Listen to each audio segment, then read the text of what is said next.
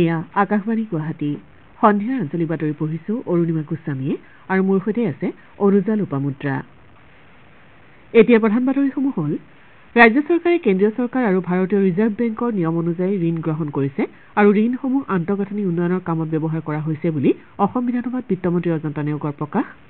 ৰাজ্যত জলজীৱন মিছনৰ অধীনত ২৪,০০০তকৈ অধিক ৰাজহ গাঁৱৰ ৩ কোটিতকৈ অধিক লোকক সামৰি লোৱাৰ লক্ষ্য নিৰ্ধাৰণ কৰা হৈছে বুলি মন্ত্ৰী জয়ন্ত মল্ল বৰুৱাৰ ঘোষণা।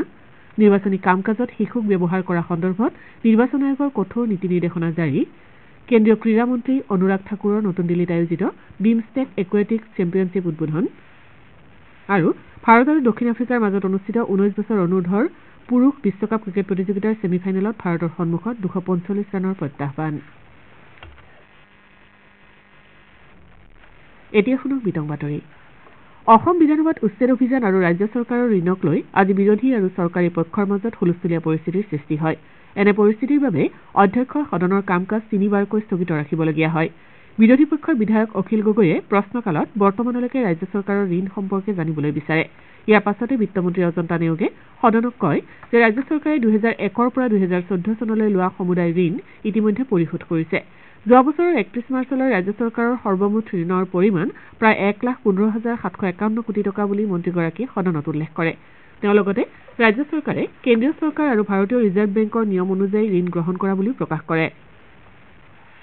বিত্তীয় দায়বদ্ধতা আৰু বাজেট ব্যৱস্থাপনা AFRBM আইন মতে ৰাজ্য চৰকাৰে প্ৰতি বছৰে মুঠ ঘৰুৱা উৎপাদনৰ ৩.৫% ঋণ গ্ৰহণ কৰিব পাৰে। এই অনুসৰি প্ৰতি বছৰে কেন্দ্ৰীয় চৰকাৰে মুঠ ঘৰুৱা উৎপাদনৰ ওপৰত ভিত্তি কৰি ৰাজ্য চৰকাৰে ল'বলগীয়া ঋণৰ পৰিমাণ নিৰ্ধাৰণ কৰি দিয়ে। AFRBM আইন অনুযায়ী ৰাজ্য চৰকাৰৰ সৰ্বমুঠ ঋণ আৰু ঘৰুৱা উৎপাদনৰ অনুপাত ৩২% পৰ্যন্ত ধাৰ্য কৰা আছে যদিও ৰাজ্য চৰকাৰে সৰ্বমুঠ ঋণ আৰু ঘৰুৱা উৎপাদনৰ অনুপাত ২৩.৪৭%তে সীমাবদ্ধ ৰাখিবলৈ সমৰ্থ হৈছে বুলি বিত্তমন্ত্ৰীগৰাকীয়ে সদনক জানিবলৈ দিয়ে। অসম চৰকাৰে ঋণসমূহ আন্তঃগাঁথনি উন্নয়নৰ কামত ব্যৱহাৰ কৰা বুলিও তেওঁ উল্লেখ কৰে। শ্ৰীমতী নেওগে কয় যে ৰাজ্য চৰকাৰে নিৰ্ধাৰিত লক্ষ্যতকৈ নিজা উৎসৰ জৰিয়তে অধিক ৰাজহ সংগ্ৰহ কৰিবলৈ সমৰ্থ হৈছে আৰু এই পুঁজিৰে ৰাজ্যিক কৰ্মচাৰীসকলৰ দৰমহা আদায় দিবলৈও সমৰ্থ হৈছে। ৰাজ্যত জলজীৱন মিছনৰ অধীনত উপকৃত হোৱা লোকৰ সংখ্যা সন্দৰ্ভত সোধা এটা প্ৰশ্নৰ উত্তৰত জনস্বাস্থ্য কাৰিকৰী মন্ত্ৰী জয়ন্ত মল্ল বৰুৱাই কয় যে এই মিছনৰ অধীনত ৰাজ্যৰ ২৪,১৫২খন ৰাজহ গাঁৱৰ ৭০ লাখতকৈ অধিক পৰিয়ালৰ ৩ কোটিতকৈ অধিক লোক উপকৃত হোৱাৰ লক্ষ্য নিৰ্ধাৰণ কৰা হৈছে। কাৰ্বি আংলং জিলাত বৰ্তমানলৈকে ৬১১খন গাঁৱত জলজীৱন মিছনৰ অধীনত খোৱাপানী যোগান ধৰা হৈছে। ৰাজ্যত মুঠ নিবনুৱাৰ সংখ্যা সন্দৰ্ভত আন এটা প্ৰশ্নৰ উত্তৰত মন্ত্ৰী জয়ন্ত মল্ল বৰুৱাই কয় যে উন্নত চৰকাৰী সুযোগৰ বাবে ২০,৬৮,৯৫৪ গৰাকী আবেদনকাৰীয়ে চলিত বৰ্ষৰ জানুৱাৰীলৈকে নিবনুৱা হিচাপে নিয়োগ বিনিময় কেন্দ্ৰৰ পৰ্টেলত পঞ্জীয়ন কৰিছে। গুৱাহাটী উচ্চ ন্যায়ালয়ৰ স্থানান্তৰৰ বিষয়ে বিধায়ক ৰমেন্দ্ৰ নাৰায়ণ কলিতাই সোধা এটা প্ৰশ্নৰ উত্তৰত মন্ত্ৰী ৰঞ্জিত কুমাৰ দাসে কয় যে ৰাজ্য চৰকাৰে এখন অত্যাধুনিক ন্যায়িক চহৰ স্থাপনৰ বাবে গুৱাহাটী উচ্চ ন্যায়ালয়ৰ লগত আলোচনা কৰি এই সিদ্ধান্ত লৈছে। এই ক্ষেত্ৰত সকলো অংশীদাৰৰ বাবে দীৰ্ঘম্যাদী প্ৰয়োজনীয়তা পূৰণ কৰি অত্যাধুনিক ন্যায়িক আন্তঃগাঁথনি স্থাপনৰ ব্যৱস্থা কৰা হৈছে। অসমত ৰাষ্ট্ৰীয় খাদ্য সুৰক্ষা আইনৰ অধীনত কিমান হিতাধিকাৰী আছে আৰু গোৱালপাৰা জিলাত নতুনকৈ কিমান হিতাধিকাৰী হৈছে এই বিষয়ে সোধা এটা প্ৰশ্নত বিভাগীয় মন্ত্ৰী ৰঞ্জিত কুমাৰ দাসে কয় যে ২০২৪ বৰ্ষৰ ফেব্ৰুৱাৰী মাহৰ মাহেকীয়া আবণ্টন অনুসৰি ৰাজ্যখনত বৰ্তমান ২,৩১,৮৪,৫৯৯ গৰাকী হিতাধিকাৰী আছে। গোৱালপাৰা জিলাত ৭,১১,১১৫ গৰাকী আৰু গোৱালপাৰা পূব বিধানসভা সমষ্টিত ২,২১,৬০০ গৰাকী হিতাধিকাৰী আছে বুলিও তেওঁ কয়। একেটা বিষয়তে বিধায়ক দেৱব্ৰত শইকীয়াই সোধা আন এটা প্ৰশ্নৰ উত্তৰত মন্ত্ৰী শ্ৰীদাসে কয় যে এই হিতাধিকাৰীসকলক চাউল দিয়াৰ বাবদ সৰবৰাহত জড়িত পৰিবহণ কৰা সংস্থাসমূহক যোৱা বছৰৰ ডিচেম্বৰলৈকে পৰিবহণ ব্যয়ৰ সমুদায় ধন দিয়া হৈছে যদিও পৰিবহণ ব্যয়ৰ কেন্দ্ৰীয় চৰকাৰৰ অনুদানৰ অংশ হিচাপে ২০২১-২২ বৰ্ষৰ ৪,৯,৪৯,৬৫৮ টকা দিবলৈ বাকী আছে। কেন্দ্ৰীয় চৰকাৰৰ পৰা এই ধনৰাশি লাভ কৰাৰ লগে লগে সংস্থাসমূহক পৰিশোধ কৰা হ'ব বুলিও মন্ত্ৰীগৰাকীয়ে জানিবলৈ দিয়ে। বিধায়ক তেৰছ গোৱালাই অসমত অৰুণোদয় আঁচনিৰ হিতাধিকাৰী সন্দৰ্ভত সোধা এটা প্ৰশ্নৰ উত্তৰত বিত্তমন্ত্ৰী নেওগে কয় যে এই আঁচনিৰ অধীনত প্ৰথম পৰ্যায়ত ১৮,৭৩,০৬৮ গৰাকী হিতাধিকাৰীক অন্তৰ্ভুক্ত কৰা হৈছে। ইয়াৰ দ্বিতীয় পৰ্যায়ৰ হিতাধিকাৰীৰ বাবে ৭,৮৪,৬৭৩ গৰাকীৰ নাম বাছনি কৰা হৈছে। প্ৰধানমন্ত্ৰী আৱাস যোজনাৰ অধীনত বৰ্তমানলৈ নিৰ্মাণ হোৱা আৱাস গৃহ সন্দৰ্ভত বিধায়ক চিৰাজউদ্দিন আজমলৰ প্ৰশ্নৰ উত্তৰত বিভাগীয় মন্ত্ৰী ৰঞ্জিত কুমাৰ দাসে কয় যে এই আঁচনিৰ অধীনত ২০২৪ বৰ্ষৰ ভিতৰত সকলোৰে বাবে বাসগৃহ সম্পূৰ্ণ কৰি তোলাৰ লক্ষ্য লোৱা হৈছে। বিধানসভাত উত্থাপিত আন এটা প্ৰশ্নৰ উত্তৰত মন্ত্ৰীগৰাকীয়ে কয় যে ৰাজ্যত ৬২,৬৮,৩৭৭টা জব কাৰ্ড পোৱা পৰিয়াল আছে। ইয়াৰে সক্ৰিয় জব কাৰ্ড পোৱা পৰিয়ালৰ সংখ্যা ৪২,০২,১১৫টা। ইপিনে AIUDFৰ জ্যেষ্ঠ বিধায়ক আমিনুল ইছলামে শূন্যকালত ৰাজ্যখনৰ বিভিন্ন প্ৰান্তত চলি থকা উচ্ছেদ অভিযান স্থগিত ৰখাৰ বাবে দাবী জনায়। বিৰোধী পক্ষৰ আন সদস্যসকলেও এই দাবীৰ প্ৰতি সমৰ্থন আগবঢ়ায়। অধ্যক্ষই এই প্ৰস্তাৱ নাকচ কৰে। ইয়াৰ পাছতে সদনত হুলস্থুলীয়া পৰিস্থিতিৰ সৃষ্টি হয়। এনে পৰিস্থিতিত সদনৰ কাম কাজ এঘণ্টাৰ বাবে স্থগিত ৰাখিবলগীয়া হয়। স্থগিতকৰণৰ পাছত সদনৰ কাম কাজ পুনৰ আৰম্ভ হোৱাৰ সময়ত বিধায়ক ৰূপক শৰ্মাই ৰাজ্যপালৰ ভাষণৰ প্ৰতি ধন্যবাদ সূচক প্ৰস্তাৱ উত্থাপন কৰে। বিধায়কগৰাকীয়ে প্ৰধানমন্ত্ৰী নৰেন্দ্ৰ মোদীয়ে অলপতে প্ৰায় 11,600 কোটি টকাৰ কেইবাটাও উন্নয়নমূলক প্ৰকল্পৰ উদ্বোধন আৰু আধাৰশিলা স্থাপনৰ কথা উল্লেখ কৰে। ইয়াৰ পাছতে কংগ্ৰেছৰ বিধায়ক শ্বেৰমান আলীয়ে সমুদায় ধন কেন্দ্ৰীয় চৰকাৰৰ নহয় আৰু 7,000 কোটি টকা ৰাজ্য চৰকাৰৰ বুলি উল্লেখ কৰি ৰূপক শৰ্মাৰ ভাষণ সংশোধন কৰিবলৈ দাবী জনায়। অধ্যক্ষই এই দাবী অগ্ৰাহ্য কৰাত বিৰোধী পক্ষই সদনৰ পৰিস্থিতি উত্তাল কৰি তোলে। এনে পৰিস্থিতিত অধ্যক্ষই শ্বেৰমান আলীক মাৰ্শ্বেলৰ সহায়ত সদনৰ পৰা বাহিৰ কৰি দিয়ে। নিৰ্বাচন আয়োগে নিৰ্বাচনী কাম কাজত শিশুক ব্যৱহাৰ কৰা সন্দৰ্ভত কঠোৰ নীতি নিৰ্দেশনা জাৰি কৰিছে। আয়োগে কৈছে যে পোষ্টাৰ, পুস্তিকাৰ বিতৰণ, নিৰ্বাচনী সমদল আৰু বৈঠকসহ যিকোনো প্ৰকাৰৰ নিৰ্বাচনী অভিযানত শিশুক জড়িত কৰোৱাৰ পৰা বিৰত থাকিবলৈ ৰাজনৈতিক দলসমূহলৈ পৰামৰ্শ আগবঢ়োৱা হৈছে। আয়োগে এনেধৰণৰ ঘটনা সহ্য কৰা নহ'ব বুলি স্পষ্ট কৰি দিছে।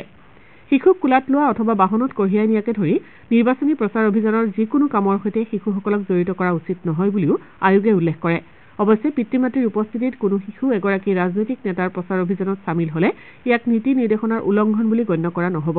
নিৰ্বাচন আয়োগে ৰাজনৈতিক দল আৰু প্ৰাৰ্থীক শিশু শ্ৰম প্ৰতিৰোধ আৰু নিয়ন্ত্ৰণ আইন কঠোৰভাৱে পালন কৰিবলৈ কৈছে। এই আইনৰ ব্যৱস্থাসমূহ উলংঘন কৰিলে কঠোৰ অনুশাসনমূলক ব্যৱস্থা গ্ৰহণ কৰা হ'ব বুলি আয়োগে সকীয়াই দিছে। ৰাষ্ট্ৰীয় অনুসন্ধানকাৰী সংস্থা চমুকৈ NIA আন্তঃৰাষ্ট্ৰীয় মানৱ সৰবৰাহকাৰী চক্ৰৰ বিৰুদ্ধে অভিযান চলাই 24টা গোটৰ বিৰুদ্ধে কালি গুৱাহাটীৰ এখন বিশেষ ন্যায়াধীশৰ আদালতত অভিযোগনামা দাখিল কৰে। ইয়াৰ ভিতৰত 4জন বাংলাদেশী আৰু এজন ৰোহিংগীয়া আছিল। উল্লেখযোগ্য যে মানৱ সৰবৰাহৰ এনে ঘটনাক লৈ অসম আৰক্ষীয়ে পূৰ্বে এটা গোচৰ ৰুজু কৰিছিল। পৰৱৰ্তী পৰ্যায়ত NIA গোচৰটোৰ তদন্তৰ দায়িত্ব গ্ৰহণ কৰে। তদন্তকাৰী সংস্থাটোৱে আৰম্ভণিতে মানৱ সৰবৰাহৰ ঘটনাক লৈ অসম, ত্ৰিপুৰা, পশ্চিমবংগ আৰু জম্মু কাশ্মীৰৰ স্থানীয় আৰক্ষীৰ সহযোগত 39টা স্থানত অভিযান চলাই 29জন লোকক গ্ৰেপ্তাৰ কৰিছিল। সংস্থাটোৰ তদন্তত ভাৰত, বাংলাদেশ আন্তঃৰাষ্ট্ৰীয় সীমান্তৰ এই 3খন ৰাজ্যকে ধৰি অন্যান্য এলেকাত মানৱ সৰবৰাহকাৰী চক্ৰ সক্ৰিয় হৈ থকাটো পোহৰলৈ আহিছে। কামৰূপ মহানগৰ জিলাৰ পক্সো আদালতে আজি শিশুক যৌন নিৰ্যাতনৰ গোচৰত ননীগোপাল দেৱনাথ নামৰ এটা অভিযুক্তক 2 বছৰৰ কাৰাদণ্ড আৰু 5,000 টকাৰ জৰিমনা ৰায় দিয়ে। 2020 চনত ৰুজু হোৱা গোচৰৰ ভিত্তিত দীৰ্ঘদিন ধৰি চলা শুনানিৰ অন্তত আদালতে লোকজনক দোষী সাব্যস্ত কৰি কাৰাদণ্ড আৰু জৰিমনা বিহে। লগতে ভুক্তভোগী শিশুটিক 1 লাখ টকা ক্ষতিপূৰণ আদায় দিবলৈ নিৰ্দেশ দিয়া হৈছে। ইপিনে আন এটা গোচৰত আদালতে শ্বাহজাহান হুছেইন নামৰ এজন লোকক 10 বছৰৰ কাৰাদণ্ড আৰু 10,000 টকাৰ জৰিমনা বিহিছে। আদালতে ভুক্তভোগী শিশুটিক 1 লাখ টকা ক্ষতিপূৰণ দিবলৈ জিলা আয়ুক্ত প্ৰাধিকাৰীক নিৰ্দেশ দিয়ে। উল্লেখযোগ্য যে শিশুক নিৰ্যাতনৰ গোচৰত এই লোকজনৰ বিৰুদ্ধে 2016 চনত গড়চুক থানাত গোচৰ ৰুজু কৰা হৈছিল। শ্ৰোতাসকলে সন্ধিয়াৰ আঞ্চলিক বাতৰি শুনিছে আকাশবাণী গুৱাহাটী কেন্দ্ৰৰ পৰা। পৰৱৰ্তী বাতৰি শুনক অনুজা লোপামুদ্ৰাৰ পৰা। প্ৰধানমন্ত্ৰী নৰেন্দ্ৰ মোদীয়ে আজি গোৱাত ভাৰত শক্তি সপ্তাহ 2024 মুকলি কৰে। উদ্বোধনী ভাষণত শ্ৰীমোদীয়ে গোৱাৰ দৰে উদ্যমী ৰাজ্যত এই কাৰ্যসূচী অনুষ্ঠিত হোৱাৰ বাবে আনন্দ প্ৰকাশ কৰি ৰাজ্যখনক বহনক্ষম ভৱিষ্যৎ আৰু পৰিৱেশৰ প্ৰতি সংবেদনশীলতাৰ আলোচনাৰ বাবে উপযুক্ত ঠাইৰূপে উল্লেখ কৰে। তেওঁ লগতে সদ্য ঘোষিত বাজেটত আন্তঃগাঁথনিৰ ক্ষেত্ৰত ধাৰ্য কৰা প্ৰায় 11 লাখ কোটি টকাৰ এটা বুজন পৰিমাণৰ অংশ শক্তি খণ্ডলৈ যোৱাৰ কথাও উনুকিয়ায়। উল্লেখযোগ্য যে ভাৰত শক্তি সপ্তাহৰ অনুষ্ঠানত বিভিন্ন ৰাষ্ট্ৰৰ প্ৰায় 17 গৰাকী শক্তি মন্ত্ৰী আৰু 35,000ৰো অধিক প্ৰতিনিধিয়ে অংশগ্ৰহণ কৰাৰ সম্ভাৱনা আছে। ইয়াৰ লগতে 900ৰো অধিক প্ৰতিষ্ঠানে ভাৰত শক্তি সপ্তাহৰ প্ৰদৰ্শনীত ভাগ ল'ব। অসম দক্ষতা বিকাশ অভিযানৰ অধীনত আজি লখিমপুৰ বাণিজ্য মহাবিদ্যালয়ৰ প্ৰেক্ষাগৃহত দক্ষতা বিকাশ কাৰ্যসূচী অনুষ্ঠিত হয়। এই উপলক্ষে দক্ষতা যাত্ৰা আৰু সজাগতামূলক বাহনৰ শুভাৰম্ভ কৰা হয়। এই উপলক্ষে আয়োজিত অনুষ্ঠানত জিলাখনৰ উন্নয়ন আয়ুক্ত উৎপল বৰাই কয় যে কেন্দ্ৰীয় চৰকাৰে যুৱক যুৱতীসকলৰ সুপ্ত প্ৰতিভা আৰু দক্ষতা বিকাশৰ বাবে এই কাৰ্যসূচী গ্ৰহণ কৰিছে। ছাত্ৰ ছাত্ৰী তথা যুৱক যুৱতীসকলক নিজৰ দক্ষতা চিনাক্ত কৰি ইয়াৰ বিকাশৰ বাবে কাম কৰি যাবলৈ উন্নয়ন আয়ুক্তগৰাকীয়ে আহ্বান জনায়। নলবাৰী জিলাত আজিৰে পৰা চলিত বছৰৰ 3য় পৰ্যায়ৰ গুণোৎসৱ অনুষ্ঠিত হৈছে। এই গুণোৎসৱত জিলাখনৰ 1339খন শিক্ষানুষ্ঠানৰ ছাত্ৰ ছাত্ৰীৰ শৈক্ষিক মূল্যায়ন কৰিবলৈ লোৱা হৈছে। জিলাখনত প্ৰায় 1100 গৰাকী বহিঃ মূল্যায়কে আজিৰে পৰা বিদ্যালয়সমূহত মূল্যায়ন প্ৰক্ৰিয়া আৰম্ভ কৰিছে। ভাৰতীয় সেনাবাহিনীয়ে অগ্নিপথ আঁচনিৰ অধীনত 2024-25 বৰ্ষৰ অগ্নিবীৰ নিযুক্তিৰ বাবে উজনি অসমৰ যোৰহাট, মাজুলী, তিনিচুকীয়া, ডিব্ৰুগড়, গোলাঘাট, শিৱসাগৰ, চৰাইদেউ, ধেমাজি আৰু লখিমপুৰ জিলাৰ অবিবাহিত পুৰুষ প্ৰাৰ্থীৰ পৰা আবেদন পত্ৰ বিচাৰিছে। এই নিযুক্তি প্ৰক্ৰিয়াৰ বাবে অনলাইন পঞ্জীয়ন চলিত সপ্তাহতে মুকলি কৰা হ'ব আৰু এই প্ৰক্ৰিয়া দুটা পৰ্যায়ত অনুষ্ঠিত হ'ব। প্ৰাৰ্থীসকলে পঞ্জীয়ন আৰু পৰীক্ষাত কেনেদৰে অৱতীৰ্ণ হ'ব লাগিব সেই বিষয়ে www.joinindianarmy.nic.in ত লগইন কৰি সবিশেষ জানিব পাৰিব। এই সন্দৰ্ভত সেনা নিয়োগ কাৰ্যালয় যোৰহাটৰ পৰা হেল্পলাইন নম্বৰ 0373-2333-136 আৰু 6901963193 তথা এটা ইমেইল আইডি ap.upper@nic.in প্ৰাৰ্থীসকলৰ বাবে মুকলি কৰি দিয়া হৈছে। গোৱালপাৰা জিলাৰ মাকৰিৰ ৰেণ্ডুপেণ্ডু পাহাৰত কাইলৈৰ পৰা তিনিদিনীয়া কাৰ্যসূচীৰে ৰাভা হাছং সাংস্কৃতিক সমাৰোহ 2024 অনুষ্ঠিত হ'ব।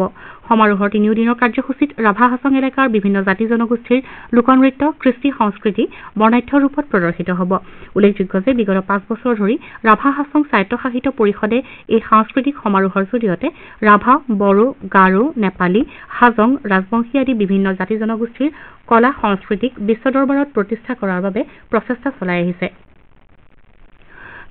কেন্দ্ৰীয় ক্ৰীড়া মন্ত্ৰী অনুৰাগ ঠাকুৰে আজি নতুন দিল্লীত প্ৰথমবাৰৰ বাবে আয়োজিত বিমষ্টেক একুৱেটিক চেম্পিয়নশ্বিপ উদ্বোধন কৰে।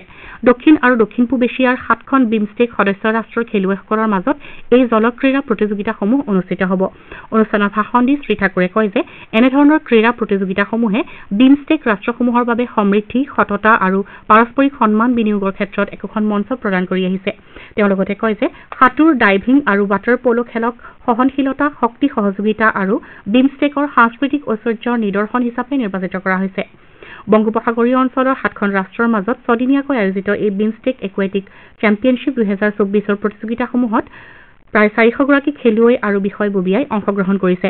উল্লেখযোগ্য যে ভাৰত, বাংলাদেশ, ভূটান, ম্যানমাৰ, নেপাল, শ্ৰীলংকা আৰু থাইলেণ্ডক লৈ বিমষ্টেক গঠিত হৈছে। অহা 18 ফেব্ৰুৱাৰীৰ পৰা অসমৰ লগতে উত্তৰ পূবৰ 7খন ৰাজ্যত অনুষ্ঠিত হ'বলগীয়া 4ৰ্থ খেলো ইণ্ডিয়া বিশ্ববিদ্যালয় গেমছৰ প্ৰতীক, শুভংকৰ, শিখা, জাৰ্চি আৰু থিম ছং পৰহিলৈ আনুষ্ঠানিকভাৱে মুকলি কৰা হ'ব। গুৱাহাটীত হ'বলগীয়া এই অনুষ্ঠানত কেন্দ্ৰীয় ক্ৰীড়া ৰাজ্যিক মন্ত্ৰী নীতিশ প্ৰামাণিক উপস্থিত থাকিব। আনহাতে মুখ্যমন্ত্ৰী ডঃ হিমন্ত বিশ্ব শৰ্মায়ো এই অনুষ্ঠানত অংশগ্ৰহণ কৰিব। উল্লেখযোগ্য যে মণিপুৰক বাদ দি উত্তৰ পূবৰ বাকী 7খন ৰাজ্যত প্ৰথমবাৰৰ বাবে অনুষ্ঠিত হ'বলগীয়া খেলো ইণ্ডিয়া বিশ্ববিদ্যালয় গেমছৰ বাবে ব্যাপক প্ৰস্তুতি চলিছে।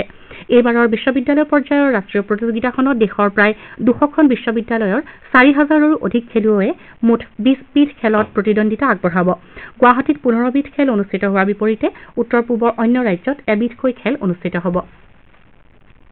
দক্ষিণ আফ্ৰিকাৰ চাহাৰা পাৰ্ক ক্ৰিকেট ষ্টেডিয়ামত আজি ভাৰত আৰু দক্ষিণ আফ্ৰিকাৰ মাজত 19 বছৰ অনুৰ্ধ পুৰুষ বিশ্বকাপ ক্ৰিকেট প্ৰতিযোগিতাৰ ছেমি ফাইনেলত দক্ষিণ আফ্ৰিকাই ভাৰতক জয়ৰ বাবে 245 ৰানৰ লক্ষ্য নিৰ্ধাৰণ কৰি দিছে। ভাৰতে টছত জিকি প্ৰথমে বলিঙৰ সিদ্ধান্ত লয়। দক্ষিণ আফ্ৰিকাই নিৰ্ধাৰিত 50 অভাৰত 7টা উইকেট হেৰুৱাই 244 ৰান সংগ্ৰহ কৰে। বাতৰি যুগুতোৱাৰ পৰলৈকে ভাৰতে 13 অভাৰত 4টা উইকেট হেৰুৱাই 37 ৰান সংগ্ৰহ কৰিছিল।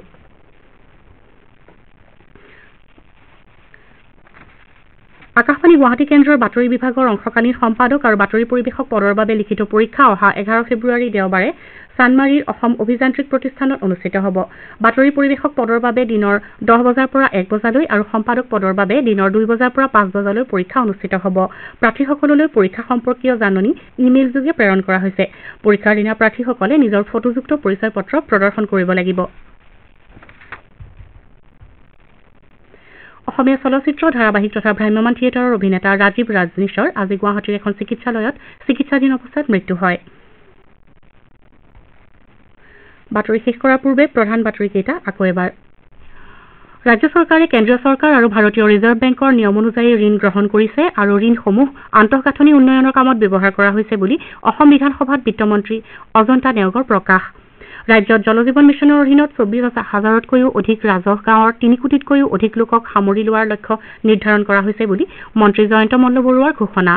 নিৰ্বাচনী কাম কাজত শিশুক ব্যৱহাৰ কৰা সন্দৰ্ভত নিৰ্বাচন আয়োগৰ কঠোৰ নীতি নিৰ্দেশনা জাৰি আৰু কেন্দ্ৰীয় ক্ৰীড়া মন্ত্ৰী অনুৰাগ ঠাকুৰৰ নতুন দিল্লীত আয়োজিত বিমষ্টেক একুৱেটিক চেম্পিয়নশ্বিপ উদ্বোধন। আমাৰ এতিয়াৰ বাতৰি ইমানতে অন্ত পৰিল।